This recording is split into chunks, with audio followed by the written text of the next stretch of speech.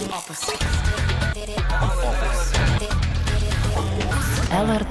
Opus.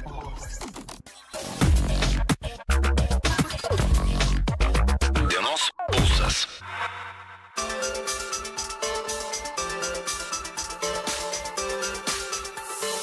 Opus pokalbis. 4 minutės po 12 valandos, trečioji LRT Opus eteryje dienos pulso dalis prasidėjo.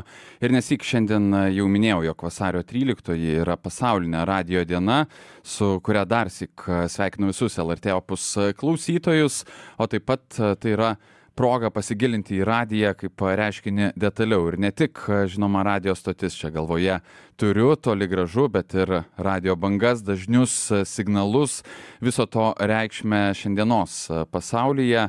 Ir kiek daug tikiu apie tai, taip pat apie tokius terminus kaip trumpabangininkai, trumpasios bangos, gali papasakoti fizinių mokslų daktaras, išradėjas, buvęs Lietuvos radijo mėgėjų draugijos ir Vilniaus universiteto radijo mėgėjų klubo prezidentas, dabartinis pastarojo iždininkas, ilgametis narys, vienas iš steigėjų, taip pat ir vienas iš pirmųjų lietuviškų palydovų, Lituanica Sat1 kūrėjų Simonas Kareiva. Labadiena, Simonai. Labadiena, arba kaip radijo mėgėjai sako 5-9.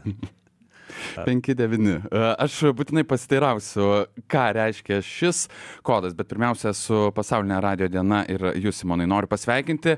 Tiesa, nežinau, ar ši diena yra kiek nors, kaip nors reikšminga vadinamiesiems trumpabangininkams. Ar atkreipėte ją dėmesį, ar vis tik prasilenkė čia tos radijo stotis ir trumpabangininkų veikla? Reikia pasakyti, kad 21 amžiuje, kai šis hobis tampa šiek tiek nišiniu socialinė prasme, tai yra puikia proga iš tikrųjų trumpabangininkams, radijo mėgėjams ir visiems, kurie mėgsta radiją, būtent šią dieną apie save šiek tiek papasakoti. Ir aš labai džiaugiuosi šitą progą ir labai smagu būti čia ir be abejo sveikinu visus klausytojus su radijo diena ir taip pat radijo mėgėjus su radijo diena, kuri turbūt liečia ir radijo mėgėjus, ir profesionalus, ir kitus žmonės, kurie su tuo susiję 21 amžiuje, reiškia bevėlių technologijų amžiuje. Reikės tikrai ne vieno paaiškinimo šio pokalbio metu ir iš karto nuo to bazinio noriu pradėti, tai yra nuo trumpabangininkų arba radijo mėgėjų apibrėžimo. Iš karto man į galvą ateina, tokia truputėlį galbūt paradoksali, galbūt šiek tiek ironiška situacija. Radijo mėgėjai. Atrodytų terminas sufleruojantis, kad tai yra žmonės išmanantis kažkiek apie radiją, bet bent jau iš techninės pusės šie žmonės tikrai išmano galvą 10 galų daugiau negu aš. Tai papasakokite, kas tie trumpabangininkai yra ir ką jie veikia. Tai visų pirma, kažkada senai atsirado poreikis reguliuoti žmonių eksperimentus su radiju, ne? Ir mes turėjome tokį radio aušrą 20 amžiaus pradžioje, 19 amžiaus pabaigoje ir atsirado toks apibrėžimas kaip radio mėgėjas, angliškai ham radio, niekas nežino, kodėl tai yra ham, ilgas variantas būtų amateur radio, mėgėjiškas radijas. Ir visų pirma, tai reikėtų pasakyti, kad radio mėgėjas tikrai išmano savo dalyką ir kad jisai išmano tą techniką, politiką, taisyklės, reguliacijas, tą kiekvienoje šalyje reguliuoja tam tikros institucijos, kaip Lietuvoje, pavyzdžiui, tą reguliuoja ryšių reguliavimo tarnyba. Tai radio mėgėjas, jis nors ir galbūt mėgsta daug dalykų, jam viskas yra smalsu, tačiau jisai niekuomet eteryje neatsiranda tiesiog iš niekur, jisai atsiranda eteryje kaip vairuotojas su vairuotojo pažymėjimu, taip radio mėgėjas eteryje atsiranda su radio mėgėjo, leidimu užsiimti radio mėgėjišką veiklą ir radio mėgėjo šaukiniu. Ta suteikia kiekvienoje šalyje kažkokia institucija. Amerikoje, tarkime, kaip pavyzdys yra Federal Communications Commission, Lietuvoje ryšių reguliavimo tarnyba, išlaikome egzaminą, gaunam leidimą, turim bazinės žinias, pademonstruojam, kad tas žinias turime ir tada jau mes galime tą radio mėgėjišką veiklą toliau užsiimti eteryje. Tai tokia pradinis įėjimas į šitą ryškę eterį būtent yra, kad tas radio mėgėjas tikrai žino, ką daro. Ką jisai daro? Kokia yra radijo mėgėjų veikla? Ką veikia O čia šio hobio atstovai? O va čia jau radijo mėgėjiškas hobis, jau jisai sako, radijo mėgėjai veikia tai, daro tai, ką jie mėgsta, ar ne? Tai priešingai nuo radijo profesionalų, kurie dirba darbą, ar ne? Mes čia turime tikrai profesionalią studiją. Ir reikia pasakyti, kad ne kiekvienas radijo mėgėjas iš tikrųjų turi tokią nuostabią studiją kaip čia, bet yra radijo mėgėjų, kurie tikrai ir pažengia yra smarkiai į priekį, mikrofonai, monitoriai, siuntimas, gavimas, antenos ir taip toliau. Tai bet radijo mėgėjas yra ta sąvoka, kuri liudija, kad žmogus daro tai, kas jam patinka. Tai yra jo hobis, tai yra jo laisvalaikis ir jisai įgauna tam tikrą žinių bagažą per tą veiklą. Tai vieni galbūt sprendžia galvosūkius, sudoku dėlioja, kiti užsiema įvairiom judriom sportų ir kitais hobis, tačiau radijo mėgėjai yra tie, kurie šiandien, jeigu nežiūrėsim į tą visą istoriją radijo mėgėjystės ir labai plačiai, jeigu neimsim, tai radijo mėgėjai daro tai, kas jiem patinka. Tai, pabendravimas radijo eterio, tai yra požymis, kad mano sukonstruota radijo stotis, mano antena, mano signalas švarus ir aš galiu pabendrauti su kitu radijo mėgėju. Tai reiškia, kad aš jau sugebu, suprantu ir pats viską susijungiau, pats viską susireguliavau, nustačiau dažnį, pagavau korespondentą eteryje, su juo užmezgiau ryšį, pasilabinau ir tas korespondentas gali būti Ispanija, gali būti Saudo Arabija, o štai gali būti ir Japonija, o gal ir Tailandas. Tai tas trumpobangininko žavesys, reiškia, kodėl Žemės planeta įgalina tos bangų sklidimus, čia yra vėl atskiras mokslas. Mes visai netrukus pabandysime iliustruoti tą trumpabangininkų veiklą. Turime keletą ekskliuzyvinių įrašų. Jūs turite čia ir aparatūros į studiją pasiėmęs, kurią žiūrovai ir klausytojai galės, man atrodo, ir išvysti, jeigu vaizdo transliacija portale lrt.lt įsijungs.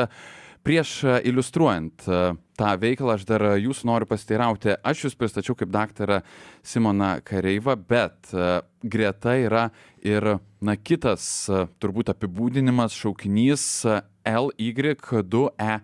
Ar galite papasakoti, kas čia yra per kodas, kam jis reikalingas, kaip jis gaunamas, ką jis reiškia galų gale? Šis kodas, kaip ir kiekvienam radijo mėgėjui priklauso, yra radijo mėgėjiškas šaukinys, kurį išduoda tos šalies institucijos, tai šiuo atveju ryšių reguliavimo tarnyboje. Išlaikius egzaminą galima pasirinkti savo ir gauti radijo mėgėjišką šaukinį, kuris yra kiekvienoje šalyje sudaromas pagal tam tikras taisyklės ir tampa tokiu kaip sinonimu, kaip pravardė, kaip vardu, prilimpa. Galima pakeisti, galima nekeisti, tačiau šaukinys yra toks jau, be kurio eteryje nedirbama, nes darbas be šaukinio eteryje netenka prasmės, nes visi pasiekimai, visi sakykime, identitetas, viskas yra siejama su radijo mėgėjo šaukiniu. Tai kaip ir lėktuvas negali būti be numerio, automobilis negali būti be numerio, taip ir radijo stotis negali būti be šaukinio. Lėktuvas be abejo tą numerį turi kaip šaukinį, radijo eterį irgi naudoja. Jeigu pasiklausysit lėktuvų, žiauriai yra įspūdinga, kaip jie dirba profesionalai. Jie labai taktiškai tame eteryje dirba ir visą laiką irgi naudoja radijo šaukinius. Tai taip ir radijo šaukinys, jisai yra Lietuva Grikas 2 Eglė Nijolė. Mano asmeninis šaukinys, kuriuo aš jau nuo 2009 metų disponuoju eteryje, identifikuojuos ir jisai yra toks prilipęs jau kaip pravardė. Ir galėčiau pakeisti, be abejo, tai nėra kažkoksai for life dalykas, tačiau tai yra identifikatorius ir sako, o tai ką man tas šaukinys? Sakau, pabandykit be šaukinio. Tai nieks nesupras, tiesiog dalykai nevyksta radijo mėgėjiškam pasauliui be šaukinio. Sako, tai ką man čia tas leidimas, o ką man tas šaukinys? O pabandykit. Lietuva Y2 Eglė Nijolė. Taip, čia lietuviška tokia fonetinė abėcėlė, mes naudojam dvi abėcėlės, yra lietuviškoji, tai Antanas Birutė, Centras Danutė ir taip toliau. Ir be abejo naudojam tarptautinę NATO fonetinę abėcėlę tam, kad triukšmingam radijo eteryje būtų galima suprasti, kas tas Lima Yankee 2 Echo November. Tai padeda susikalbėti trumpose bangose, kur daug triukšmo, daug visokių kitų signalų ir identifikuoti ir pasakyti, taip, aš užmezgiau ryšį čia su tokiu Eglė Nijolė iš Lietuvos. Taip. Gerai, pabandykime akimirką stabtelėti, pasiklausykime ištraukos ir tuomet, Simonai, paprašysiu jūsų paaiškinti, kas čia truputį detaliau, tiksliau vyko. Tai likite kartu, čia trumpa ištrauka to, ką trumpabangininkai veikia, netrukus aptarsime. LY1 Petras Antanas Vašingtonas, jeigu gerai supratau, 5-9, KO24, Onutė Kvebekas. Petras Antanas Vašingtonas, LY2 Petras Antanas Vašingtonas, 5-9, taip pat kvadratas tas pats. Priimta, supratau, LY2 Petras Antanas Vašingtonas, kvadratas KO24, Onutė Kvebekas, 7-3. 7-3, tai čia varžybos gal kokios? Jo, šiandien aktyvumo diena 2 metruose, tai nuo 8 iki vidurnakčio, kaip ir varžybėlės. Na, aišku, tai sėkmės tada. Dėkui, 7-3. LY4 Nijolė Saulius, LY2 Petras Antanas Vašingtonas. Labą vakarą, 5-9. Labas vakaras, taip pat 5-9, mano kvadratas KO 24 Petras Kvebekas, o jūsų? KO 24 Onutės Bebekas. Supratau, dėkui, priimta ir minutė būtų 20. Aišku. Simonai, girdėjau tuos minėtusius šaukinius, čia lyg ir aišku, girdėjau dar kvadratus, valandas, varžybas, aktyvumo dieną. Ar galite papasakoti truputį, kas čia ką tik vyko? Visų pirma, tai techniškai žmonės pasisveikina, 5-9 yra signalų įvertinimas ir taip toliau, jie pasikeičia šaukiniais, mes girdėjome LY1 Zenonas Irena, LY2 Petras Antanas Vašingtonas, tai yra šaukiniai, kurie žmonės pasikeičia, identifikuoja, pasilabina vieną su kitu eterį, perduoda signalo įvertinimą, jūsų signalas puikus, jūsų signalas prastas, jūsų signalas vidutiniškai geras, jūsų signalas 7 iš 10 ir taip toliau. Ir apsikeičia koordinatėmis, kur šiuo metu yra, aš tiesą sakant neįsidėmėjau, bet esu tikras, kad Žilvinas, čia, kuris įrašė šitą įrašą, jisai dirbo Vilniuje, o korespondentai buvo kažkur aplink Vilnių. Na, ir jie apsikeitė tom vadinamam sutrumpintam koordinatam ir mes iškart galim kilometrų tikslumu nustatyti, kur tas korespondentas yra. Ir visas šitas veiksmas vyksta tam, kad žmonės iš tikrųjų prisigalvoja įvairiausių pramogų savo tam miklumui ir radio mėgėjiškumui patikrinti. Tai čia viena iš tokių dar ne varžybos, bet jau labai arti varžybų, kur žmonės stengiasi šiuo atveju ultra trumpose bangose užmėgsti kuo daugiau ryšių per 4 valandas iš kiekvieną antradienį. Vienas antradienis 144 MHz, kitas antradienis 433 MHz, po to ten aukščiau, daugiau tų megahercų, reiškia, ir per mėnesį 4-5 savaitgaliai išeina aktyvumo vakarai vadinamieji. Na ir žmonės tuose aktyvumo vakaruose, tai labai puiku, nes daug kolegų kaip tik sutartų laikų eterį atsiranda ir galima pasižiūrėti, kienogi ta radio stotis, kienogi tas transceiveris arba transmitter receiver angliškai daugiau turi galimybių, kieno antena geriau signalą iškrapšto, mes girdėjome įvairių signalų, kažkas šniokščia, kažkas labai smarkiai, kažkas labai tyliai. Ir tokiu būdu jie registruoja tą ryšių žurnalą ir kas daugiau ryšių pridarys. Čia kaip žvejoti žūklės varžybos, tačiau visi yra ir žuvis, ir žvejai tuo pat metu, ar ne? Mes vieni kitus žvejojam ir tada sudarom sąrašą, kiek čia ko prižvejojam ir tada nusinčiam teisėjas pasako, čia štai nesutampa, šitas ryšys čia jo nebuvo, arba jūs neužsirašėt, arba, ir tiesiog kiekvienas žmogus savo miklumą, iškalbumą eteryje, savo techniką, savo tas žinias, mėgėjiškas įgytas tiesiog patikrina, kaip ir žvejų bendruomenė vyksta žvejų varžybos, fotografai daro savo meno, ten, sakykime, parodas, tai čia šitoje bendruomeniai radio mėgėjų varžybos yra čia lietuviškos, yra Europos, yra kitų šalių, yra viso pasaulio varžybos trumpose bangose, vidurinėse bangose, ultra trumpose bangose ir taip toliau, tų veiklų yra labai labai daug. Tai čia buvo vienas iš pavyzdžių, kai labai, labai tvarkingai žmonės pasilabina, užmezga ryšį, užsifiksuoja, jį atsisveikina, palinki geros dienos ir eina daryti toliau ryšių. O kas yra radio pelengacija, vadinamoji lapių medžioklė? Ar tai yra kažkas greta, ar visiškai apie tą radio sportą kalbant į kitą pusę? Tai yra techniškai, sakykime, ką mes dabar girdėjom, 144 MHz, čia yra šiek tiek virš mūsų radio, nuo 80 iki 120, ar ne, mes turim tų FM dažnių. Tai radio pelengacija lygiai taip pat vyksta labai arti, 144 MHz, tačiau žaidimas visai kitas, jau mes nebegaudom korespondentų, o gaudom miške arba gamtoje paslėptus radio siųstuvėlius. Reiškia, imam anteną į rankas ir bandome susiorientuoti. Ir susiorientuoti bandome vėlgi naudodami tas žinias, ką mes suprantame apie bangų sklidimą, kaip bangos atsispindi, kaip šviesa jos atsispindi nuo paviršių, nuo kalvų, nuo ionosferos atsispindi. Ir mes tas žinias pritaikom ir kai kurie žmonės tiesiog žaidžia aklą vištą, užsimauna maišą, užsideda ausines ir jie sugeba miške surasti tą siųstuvą vien radio orientacijos pagalba, reiškia signalo stiprumas, žino, kaip banga sudaro, kokia, reiškia, yra antenos spinduliuotė, kaip ta antena reaguoja į kryptį ir taip toliau ir sugeba susiorientuoti. Ir neretai bėga kartu su tais paprastais orientacininkais, kurie tiesiog žiūri žemėlapį. Aš čia staiga, kol tu žiūri žemėlapį, prabėga vyrukas su ausinėmis su tokia antena mosuodamas ir ten labai užtikrintai be žemėlapio varo į priekį, nes žino, kad iš ten signalas. Ir tie du sportai tokie labai kontrastingi, vieni žemėlapį, kiti štai jau su ausinėm ir tikslas tas pats, surasti ten kelis taškus ar ne miške ar gamtoje. Tai radiopelengacija yra vienas, reiktų gal pasakyti, kad vienas iš nedaugelio tų sportų. Jeigu atmestumėm lipimą į bokštą antenos 80 metrų aukščio kaip fizinį sportą, tai radiopelengacija yra vienas iš tų būdų, kur gali tą hobį su judrumu, judėjimu ir kažkokiu buvimu gamtoje susijęti. Ir aš labai džiaugiuosi, kad buvęs Vilniaus universiteto rektorius Artūras Žukauskas, jisai tą mūsų klube labai aktyviai propaguoja, renka žmonės turim vasario 16 varžybas, tiesa vasario 18 dieną, bet nuolatos vyksta treniruotės, varžybos ir, aišku, ir pasaulio lygio čempionatai. Vau, velniškai tikrai įdomu, ar šiais metais irgi vyks, ar... Šiais metais tai dabar vyksta įprastai kas mėnesį, tai būna vasario mėnesį Lietuvos nepriklausomybės, reiškia, proga, vasario 16-osios, po to pasaulio čempionatas Vengrijoje, prieš 2-3 metus buvo Pietų Korėjoje, lietuviai parsivežė saują medalių iš to čempionato, prieš keletą metų vyko Europos čempionatas Druskininkuose, po to tų vasarą tikrai labai daug veiklų, rudenį Lietuvos kariuomenės dienai paminėti vyksta radiopelengacijos sportas. Tai labai aktyviai iš tikrųjų tas treniruotės vyksta, galbūt būtų, sakykime, tikrai vietos daugiau tų sportininkų tose treniruotėse, yra įrangos, kurią galima atvažiuoti, pasiskolinti, žodžiu, jeigu reikia ir tą maišą ant galvos užmaus, jeigu nori aklą vištą pažaisti.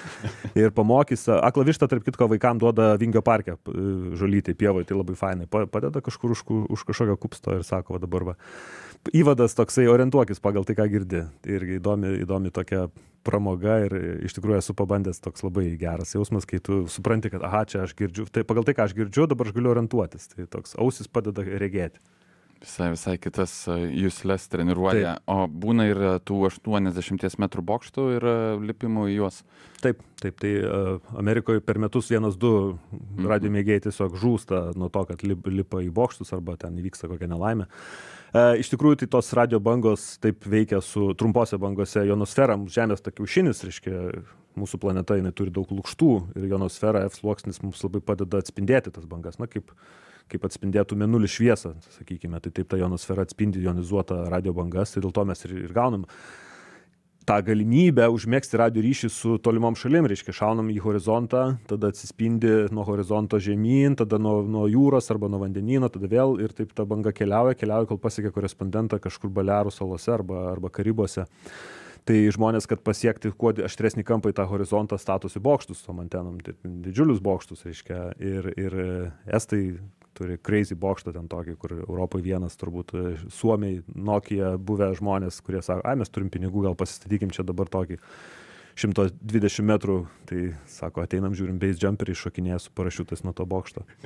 Reiškia, o mes ten ryšius darom, ten kilovatą paleidę, reiškia, tai ir tas hobis, jis ten pasiekia kartais tokias aukštumas, kai kurių žmonių perspektyvoje, o trumpos bangos, tai vėlgi čia reiktų kalbėti vėlgi apie tą istoriją, kaip čia tas viskas atsirado, kultūrą, kodėl mes turim Facebooką šiai dienai, kodėl mes turim Instagramą, tai čia viskas. Pradėkim gal nuo telefono linijų, paskui kažkur atsirado tas, reiškia, mėgėjiškas radijas ir jau mes šiai dienai turim tik tai dalį, mes neturim tiek tos socialinės prasmės to radijo, bet turime kai kurios žmonės, kurie vardan to vidinio tobulėjimo tikrai pasiryžę investuoti ir ne tik į 80 metrų bokštus, bet ir daugiau ir į aparatūrą, ir į pastatus ir taip toliau. O ar sudėtingos ekipuotės reikia? Aš suprantu, kad galima tikrai investuoti daug, kaip jūs ir sakote, ir turbūt tas galimybių spektras yra, nežinau, ar neribotas, bet tikrai labai didelis. Bet tiesiog taip mėgėjiškai mėgėjų pradėti būti, ar reikia didelio pasiruošimo ir daug įrangos? Tai visų pirma, gal reiktų pasakyti, kad įėjimas į hobį dėka radio klubų jisai nėra brangus, nes radio klubuose tos įrangos tikrai yra. Ir kokia yra radio klubo idėja, tai yra suneštinis balius, kaip mes vadiname, kur žmonės asociacijoje kažkokio juridinio asmens formoje suneša nario mokestį ir tada ta masto ekonomika įgalina nupirkti tam tikros įrangos, kurie gali naudotis visi. Žmogus nesėdi kiaurą parą prie radijo, jis ateina vieną kartą per savaitę arba ten vieną kartą per mėnesį, kai jau priklausomai nuo aplinkybių, ir tada ta įranga tampa visiems, tai tiesiog nekainuoja daug tikrai tapti radio klubo nariu. O jeigu kalbėti apie įrangą, aš sakyčiau, ko gero, nuo kelių šimtų iki 1000 eurų įvadėlis toksai, investuoti į radio siųstuvą imtuvą, investuoti į kažkokią anteną, ten laido gabalą, kuris nuo 50 eurų galbūt kainuoja. Na ir kažkokie stiebelė, 10 metrų meškerę, nusipirkti parduotuvėje prekybos centre meškerę, nulupti žiedus arba jos palikti ir su ta meškerė kažkaip va taip ar kažkokį kotą, kad kuo toliau nuo žemės tą anteną pakelti ir jau tai yra geras etapas, vadinkime, tam radijo mėgėjui. Kartais užtenka turėti tokią mažą rankinę stotelę, jos, aišku, galimybės yra šiek tiek ribotos, ultratrumpos bangos nesispindi taip ionosferos, tai čia yra kitos technologijos, tai čia įėjimas į tokį hobį yra 20 €. Na, sakykime, jeigu žiūrėti į kinišką gamybą, čia gali būti 200, gali būti 500, vat, kaip ir automobilių kokiam ar kažkokiam kitam reikale, kiek investuosi. Tai galima iš tikrųjų nuo 20 €. Na, kartais aš mokykloje klausiu, vaikai, kaip jūs manot, kiek kainuoja namie turėti kosminių tyrimų laboratorija? Ir vaikai sako, 1 čia 100 000, taip toliau. Yra tokie USB radijo imtuvėliai po 20-30 € ir galiu jų prisipirkti ebėjui. Ir puikiausia turėti kosmoso tyrimų laboratoriją, matyti palydovus, matyti jų spektre signalus, matyti ten įvairius tarptautinę kosminę stotį, girdėti astronautus kalbančius ir taip toliau. Tai yra, vat, na, sakykime, tokio galbūt žinių ir domėjimosi klausimas, kaip galima pigiai padaryti, iš nieko galima susikonstruoti, reiškia, radijo imtuvą, jeigu žinai, kaip tą padaryti. Tai va. Tai sakyčiau, radijo klubas galbūt yra ta vieta, kur žmogus tiesiog nemokamai gali ateiti ir pasižiūrėti. Ar įstoti sunku, ar yra kažkokia atranka, ar užtenka entuziazmo, noro tiesiog ir, na... Nėra jokių kliučių įstoti, jeigu žmogus turi motyvacijos ir surenka tam tikrą asociacijos balsų kiekį, kuris yra dabar, na, nežinau, 3 balsai persvara ir jau įstojas, na, sakykime. Tai įstoti nėra. Kiti klubai galbūt turi savo. Lietuvos radijo mėgėjų draugija įstoti, jie tiesiog išskėstom rankom laukia tų žmonių narių, kurie nori. Tai ten nesu girdėjęs, kad žmogus kažkaip būtų neįstojęs ar panašiai. Tai va, tiesiog draugijos galbūt principai yra kiti, atstovauja mūsų radijo mėgėjų interesus prieš tą mūsų ryšių reguliavimo tarnybą ir sakykime, rūpinasi kitais dalykais, bendruomenė. Nuo radijo klubai jau kaip vieni susibūrė tiesiog žmonės su savo technika, kiti turi bendrą, įvairiai yra. Tai Vilniaus universiteto radijo klubo idėja yra ta, kad mes kartu galime daugiau finansų pajungti šitam hobiui, negu kiekvienas atskirai. Jeigu aš noriu išsimėginti, na, ką daro šita nauja radijo stotis už 500 €, tai aš neturiu pats tų pinigų skirti, man užtenka susirasti 3-4 bendraminčius ir mes jau galim, taip sakyti, jau susikonspiruoti šitam projektui ir tą daryti Vilniaus universiteto radijo klube ar kokiam kitam radijo klube. Ir tai yra toksai kaip hackerspace'as, makerspace'as ir tai palengvina tą situaciją ir nereikia savo lėšų eikvoti, na, tiesiog tu turi dirbti bendruomeniai, reiškia būti bendruomenės dalim ir tai atperka, na, tavo bet kokius, sakykime, su bendruomenė suderinamus tikslus. Jėga, stabtelėkime akimirkai, Simonai, tiesiog labai įdomu klausytis. Dar prieš muzikos kūrinį noriu pasiteirauti, ką atsinešta stotelė studija šiuo metu veikia. Ar veikia jinai ką nors, ar galite ką nors pademonstruoti arba papasakoti apie ją? Tai reikėtų pasakyti, kad tos mažytės, štai, kurią aš turiu rankoje, radio stotelės, jos savarankiškai veikti nelabai gali, manęs vis laikau. Tai kiek traukia, sako, tai kiek neša? Sakau, pirmas klausimas, jums žemė plokščia ar apvali? Tai jeigu žemė apvalina, tai horizontas už kiek? Už 2-3 kilometrų, ne? Tai va tiek ir neša, tiek ir traukia. Sakau, kodėl man racija netraukia? Tai šita radio stotelė yra, va dabar čia trupučiuką krepžda, čia gali trukdyti, čia mūsų pokalbį, bet kadangi mes čia esame tokioje patalpoje, nelabai girdisi. Anksčiau buvo Vilniaus televizijos bokšte retransliatorius toksai, reiškia, kuris ir sausio 13 tenais buvo. Ir jisai surinkdavo tos silpnus stotelių signalus ir juos smarkiai retransliuodavo. Tai įgalindavo, reiškia, tą su maža stotele užmėgsti ryšius per 100 kilometrų. Reiškia. Tai va, šita stotelė dabar yra su kitu retransliatorium, kuris yra Vilniaus universiteto radio klube, sujungta ir galima, sakykime, per tą retransliatorių pasiekti tikrai visą miestę susikalbėti. Ne taip kaip su paprasta racija, kur vaikai žaidžia ir ten už 2 kvartalų nebesigirdi. Jos pagalba jau galima užmėgsti va, tokius tolimesnius ryšius ir reikia pasakyti, kad, na vėlgi, kodėl mes naudojam trumpas bangas ir ultratrumpas bangas. Tai trumpos bangos mes sėdim žemės kiaušinėje, o va štai čia yra ultratrumpos bangos, jos daug trumpesnės, tačiau jos yra skirtos kosmosui tirti, jos skrodžia kiaurai tą ionosferą, tai va ta UTB ryšys su kosmosu, va tarp kitko radijo mėgėjai, vieni iš tų vieninteliai šiaip civiliai, kuriems leidžiama užmėgsti ryšį su kosmosu ir tą daryti be jokio atskiro leidimo. Tai va, tai su šita stotelė aš esu išsiregistravęs ne kartą tarptautiniai kosminiai stotyje, kad aš esu čia. esu gavęs atgal signalą, kad labas tu čia ir na, užmėgsti ryšį per radio palydovą, taip pat mokyklose sudaręs ne vieną demonstraciją. Tai vat, ultra trumpos bangos, skrodžia į kosmosą kiaurai, trumpos bangos, mes sėdim kiaušinėje, kalbame su Naująja Zelandija. Wow, bandau viską sugrumuliuoti. Kokia įdomi informacija. Gerai, Simonai, stabtelėkime akimirkai, šiek tiek muzikos, visai netrukus pratęsime pokalbį apie trumpabangininkų veiklą, apie trumpasias ir ultra trumpasias bangas. Priminsiu, jog studijoje šiuo metu yra daktaras Simonas Kareiva. Likite kartu.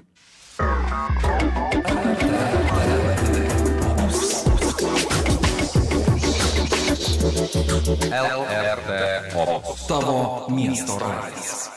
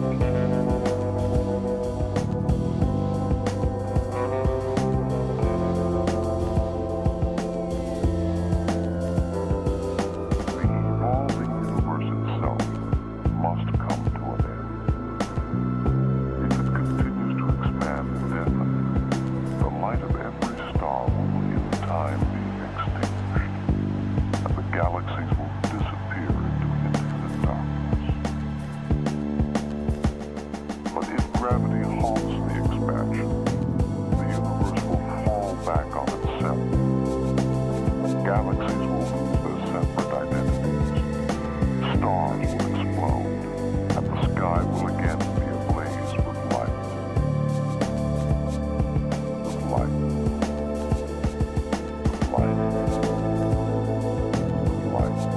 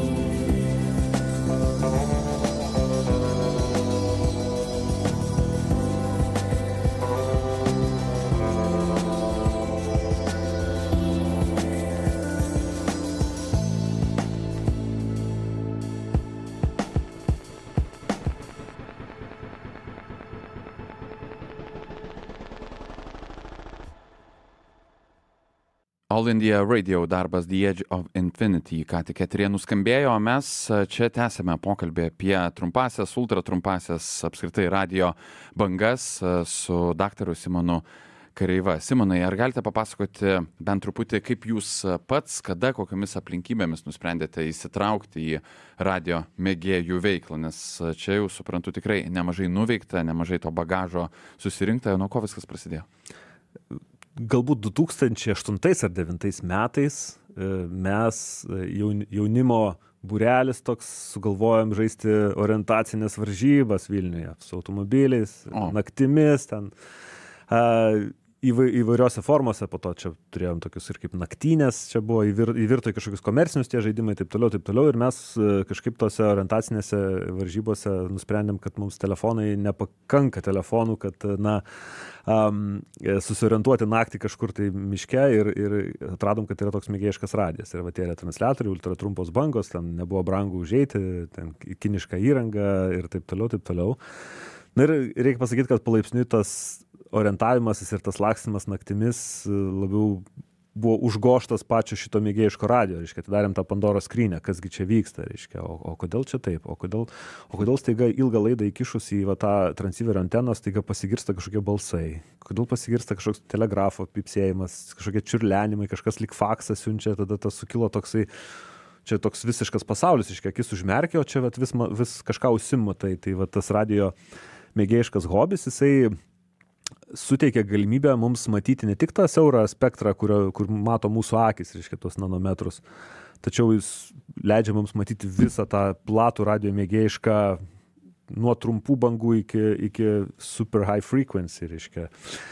Ir tas trupučiuką atvėrė akis ir tada jau pradėjom visi kolektyviai domėtis, kasgi čia tose radio bangose, kas čia vyksta ir netrukus visai įkūrėm radio klubą. 2011 metais, nepraėjus nei dviem metam nuo to. Tai jau tada jau ta kelionė prasidėjo jau pilnu tempu, reiškia, galutinė pavara ir mes ėjom nuo ultratrumpų bangų, tada atsirado ir lietuviški pirmieji palydovai, Lituanika SAT 2013 metais, Litsatas Kaune, tai tokia buvo mažytė konkurencija viduj tarp tų dviejų, mes Vilnius, ten Kaunas. Ir supratom, kad va čia yra ultratrumpos bangos, kuom skiriasi, kodėl kosmosas, kodėl reiškia, ionosfera, kodėl troposfera, kas ta troposfera galų gale ten ir visi kiti tie dalykai. Ir po truputį tada jau susijungėme su ta Lietuvos radio mėgėjų bendruomenė kaip klubas jau plačiau ir aš tada jau nusprendžiau šiek tiek padirbėti ir tai Lietuvos radio mėgėjų draugijoje šiek tiek. Aišku, toje kelionėje tokių labai daug atradimų ir techninių, ir netechninių, ir socialinių, ir mane mokė ir politikos, ir geopolitikos, ir istorijos, ir kalbų, ir ko tik nemoko. Tai kaip aš sakau, radio mėgėjiškoje veikloje faktiškai gali išmokti to, ką mokykloje moko dvigubai. Tai ir sportas, ir politika, ir geopolitika, ir teisė, ir istorija, ir geografija, ir matematika, ir fizika, tikslieji mokslai, ir viskas, ką moko mokykloje, gali pasikartoti. Ir iš tikrųjų man labai padėjo, nes aš mokykloje buvau labai prastas fizikas. Praleisdavau fizikos pamokas, tai jau radio mėgėjiško veikloje, tai tikrai grįžo Romo dėsnis ir praktiškai išmokau pasitikrinti tos gamtos dėsnius visus fizikos. Tai labai atvėrė akis ir iš tikrųjų sulopė tą fizikos, reiškia, skylėtą fiziko halatą. Tai suprantu, kad tikrai yra sąsajų su radio mėgėjiška veikla ir, to paties Lituanika SAT1 kūrimo, taip pat tos pačios doktorantūros fiziniuose moksluose. Galima brėžti kažkokią sąsają?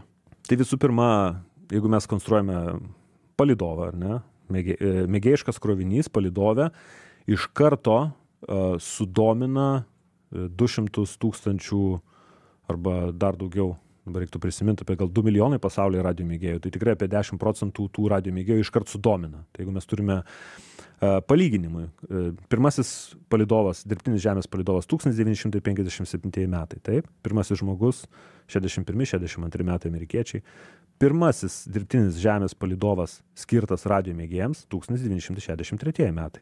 Tai reiškia, įsivaizduokim, kaip tokioje siauroje, konkurencingoje ir labai sunkiai pasiekiamoje srityje 60 metais kažkas sugalvojo, kad visgi reikia šviesti visuomenę. Ir nepraėjo nei 2 metai nuo pirmųjų žmonių orbitoje iki to, kad radijo mėgėjams visuomeniai buvo sudaryta galimybė per palydovą užmėgsti ryšį. Na, tai yra labai sunkiai suvokiamas dalykas, kaip taip galėjo nutikti, kodėl mes čia staiga štai šitai plačiai visuomenė atidarėm kosmosą. Kodėl? Na, suprantu, praeitų 10 metų, 15 gal taip, bet čia iškart, nepraėjus 24 mėnesiai, reiškia. Tai tas sutraukia iš tikrųjų labai daug pasaulio mėgėjų dėmesio, kuom tas dėmesys yra naudingas, na, be jokios abejonės telemetrija. Mes surinkam telemetriją ne tik tai iš mokamų privačių telemetrijos stočių, bet mes turim galimybę iš atsitiktinių radijo mėgėjų gauti temperatūrą, įtampą, sroves ir kitus parametrus palydovų, kuris tiesiog sako, sveiki, šiandien girdėjau Lituanica Sat, štai telemetrijos failas, prašau.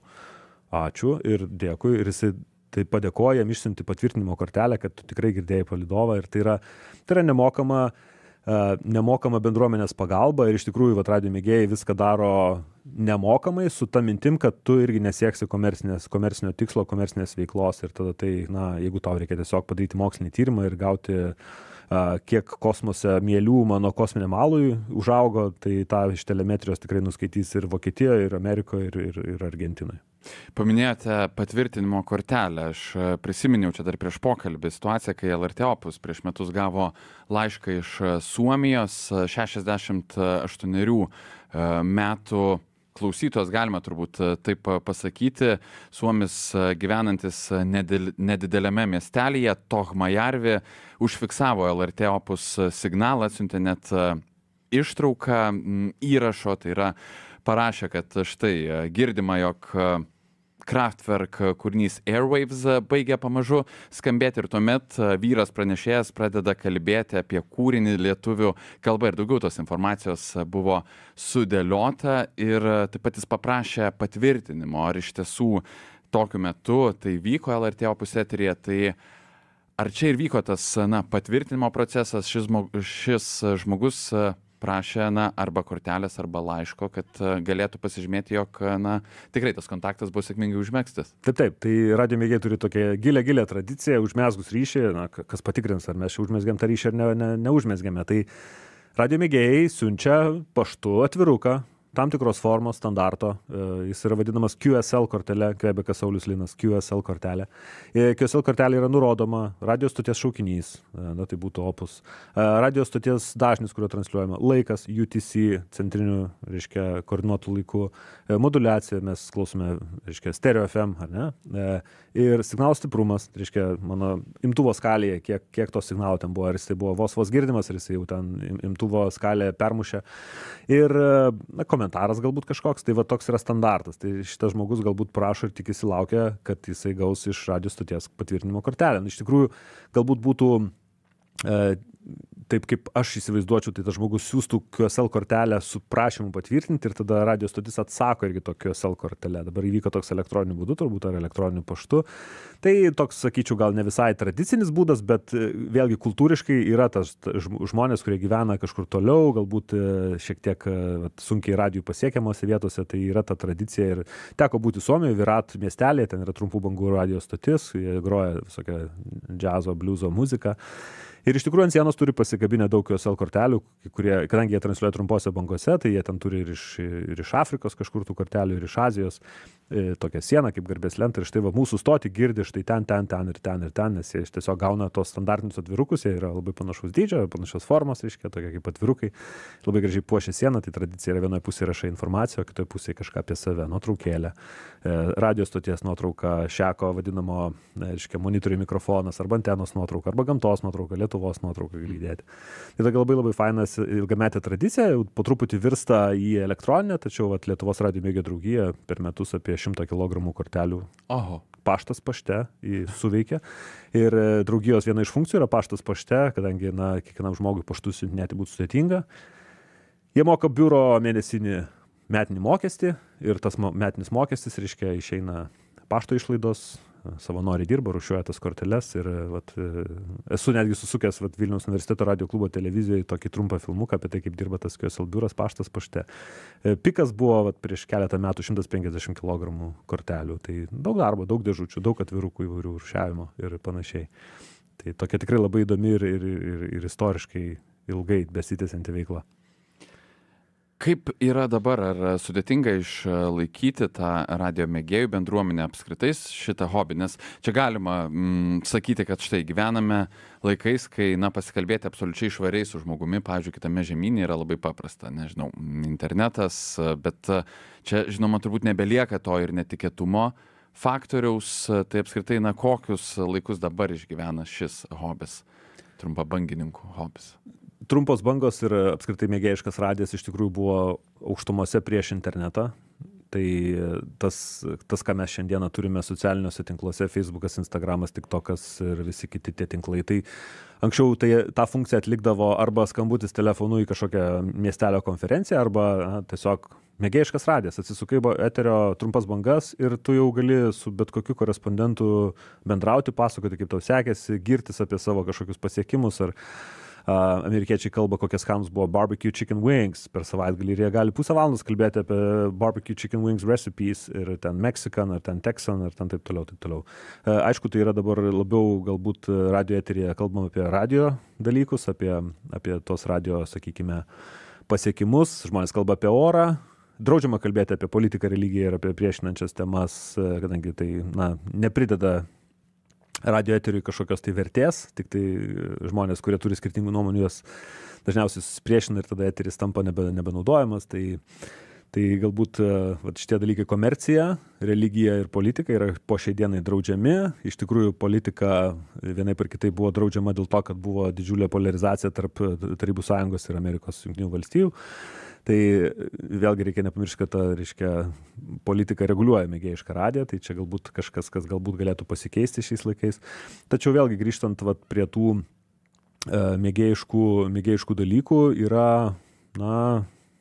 po šiai dienai labai daug žmonių, kurie tiesiog plepa, kurie tikrina savo įrangą, kurie bendrauja ir netgi iškeičia į socialinius tinklus būtent radio eteryje ir nepaisant to, kad mes galim internetu susitarti apie kažką, bet kartais žmonės internetu susitarė, kad darys radio ryšį, tai nėra blogai.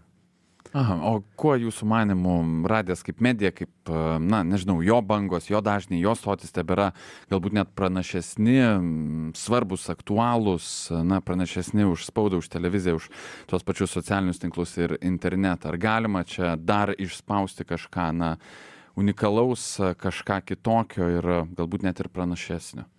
Tai visas pranašumas yra tai, kad visų pirma mes suprantame, kaip ta įranga veikia, kurią mes turime, ir ta įranga veikia nepriklausomai nuo kažkokio interneto tiekėjo, kažkokios socialinės platformos, ar galbūt elektros ar kažko. Mes viską turime patys, mes rūpinamės patys elektra, imtuvu, siųstuvu, antena, kompiuterių prijungtų galbūt prie to radio siųstuvo, nes norime gal nuotraukėlę persiųsti, bet tai yra toks autonominis būdas išeiti į gamtą, išsiskleisti stalą, užsikaisti kavos kavinuką, dujiniai virykliai ir įsijungti radio bangas ir, reiškia, tai taip kaip aš kavą ir maistą ruošiu savarankiškai nepriklausomas nuo prekybos centro, taip ir tą radio ryšį ar kažkokį ryšį su pasauliu palaikau irgi nepriklausomas nuo būtent kažkokio tai grido, nuo kažkokio tai GSM bokštų ar kažkokio tai interneto puslapio svetainės ar panašiai.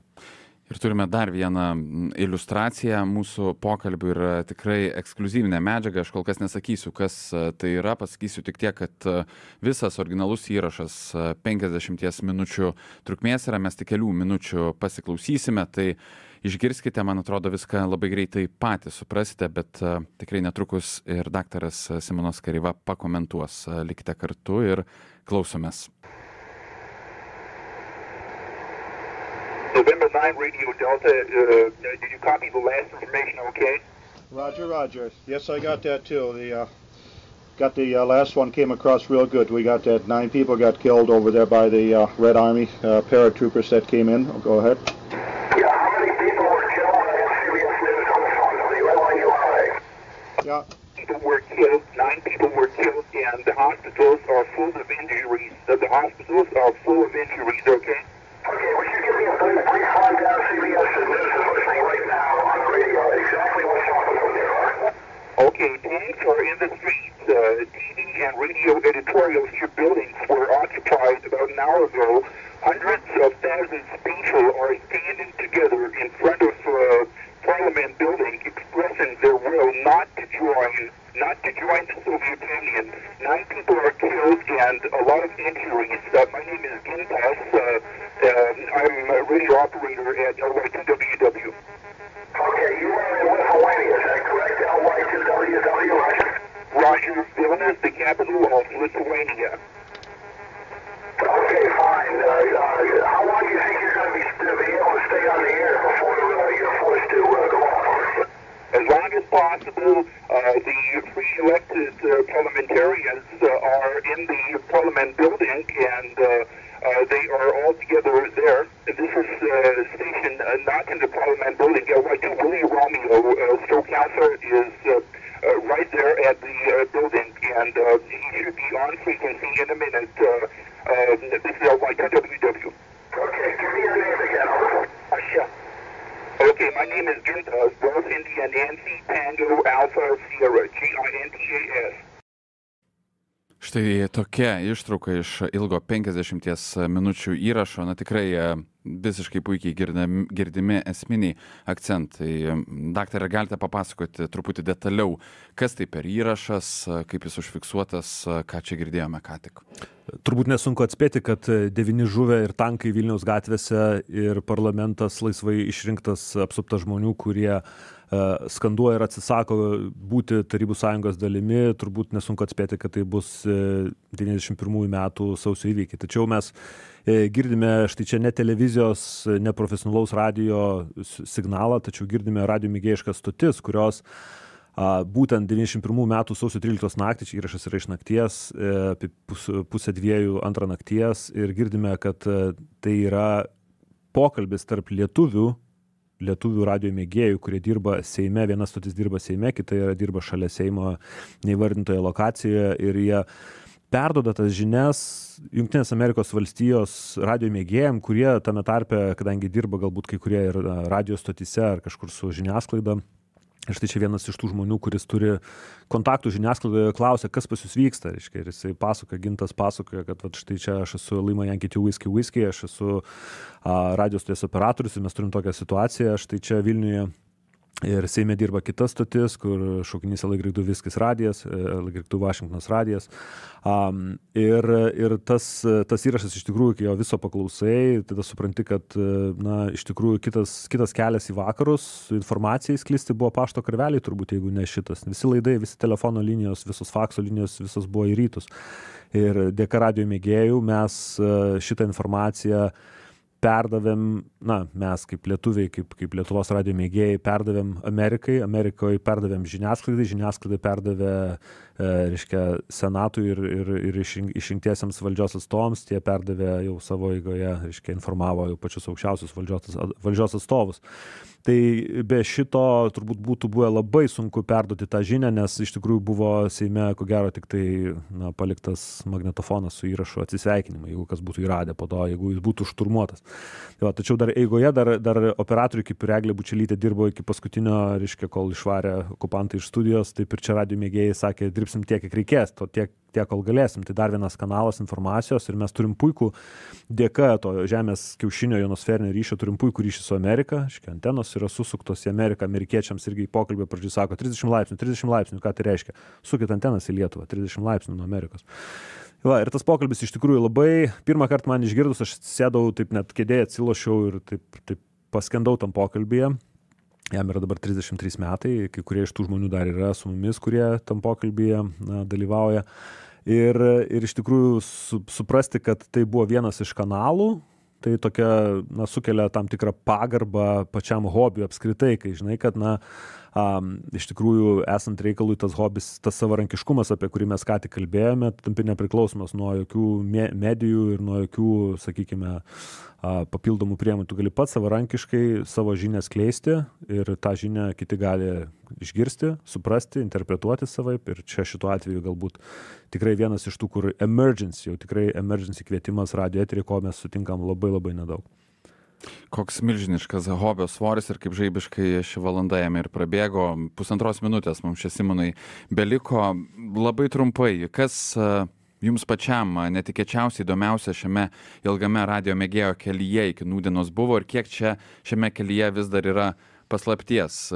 Kartais tenka girdėti tokių, na čia jau turbūt visiškai konspiracinių teorijų apie radio signalus dažnius sklindančius kažkur iš kalnų ir kiek čia yra dar nežinomybės, ar viskas jau yra, na, daugiau mažiau atskleista ir belieka tuo mėgautis ir tą naudoti.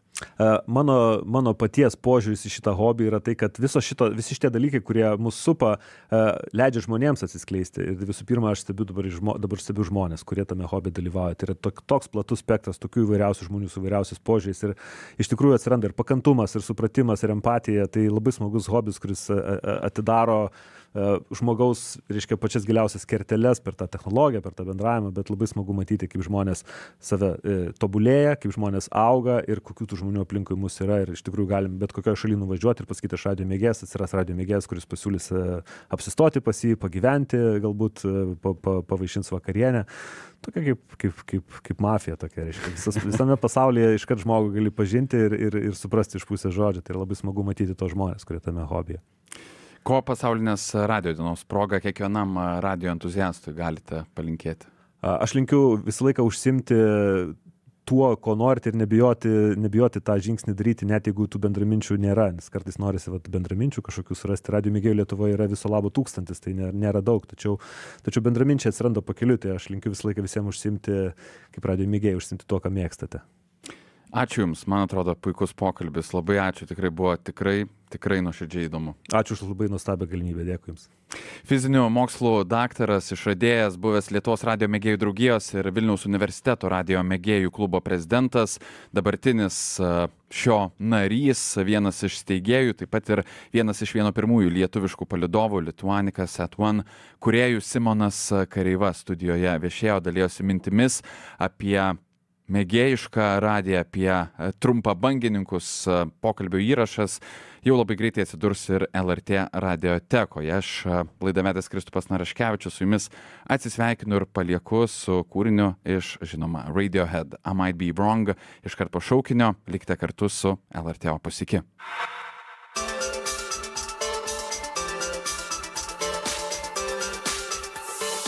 Opus pokalbis.